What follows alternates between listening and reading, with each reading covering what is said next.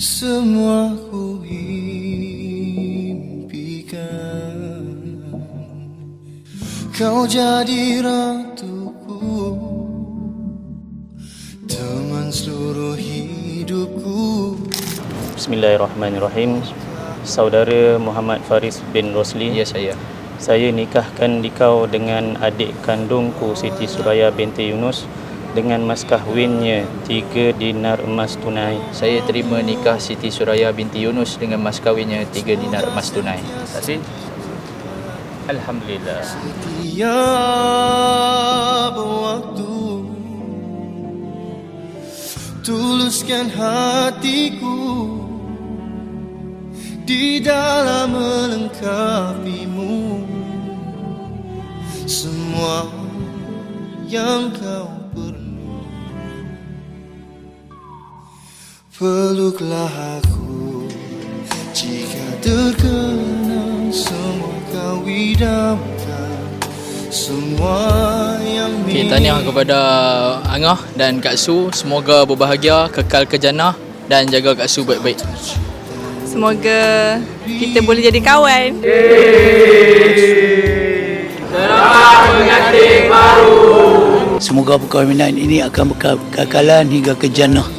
Semoga mereka dapat menjalani kehidupan dengan aman, damai sehingga ke anak cucu. Angah, selamat pengantin baru. Semoga menjadi suami yang baik kepada Su.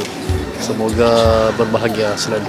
Selamat pengantin baru kepada Siti Suraya bersama Faris suaminya. Semoga kekal hingga akhir hayat. InsyaAllah. Selamat pengantin baru pada Suraya dengan Faris. Semoga berkekalan hingga ke syurga. Jadilah pasangan yang soleh-solehah insyaAllah. Mudah-mudahan semua berjalan dengan lancar. InsyaAllah malam ni kita jumpa lagi.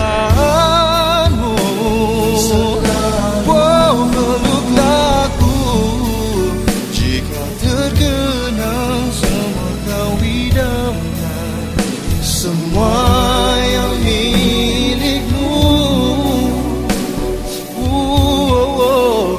kau tercipta untuk diriku. Bukan maksudku untuk melukaimu, bukan niatku dari dahulu. Semua hanya karena ku sayang padamu.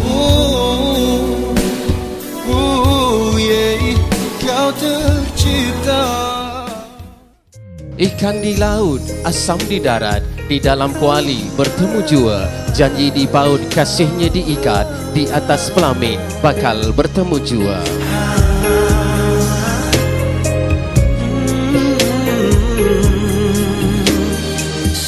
Pasangan Raja dan Permaisuri Muhammad Faris bin Rosli bersama pasangan pilihan nantinya Siti Suraya binti Yunus.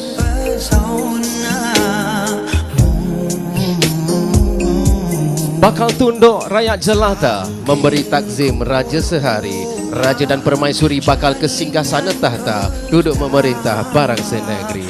Tuan-tuan dan puan-puan anda yang kami muliakan, mengumumkan ketibaan Muhammad Faris bin Rosli bersama pasangan pilihan nantinya Siti Suraya binti Yunus. Dan inilah dia pasangan raja sehari. Bersama kita menuju bahagia. Takkan lagi kau sendiri, kasih yang berlabuh kini terasa keabadian cinta kau beri. Mungkin kadang ku bermimpi sebahagia begini. Selamat pengantin baru Angah dengan Su. Semoga bahagia sampai ke jannah. We love you.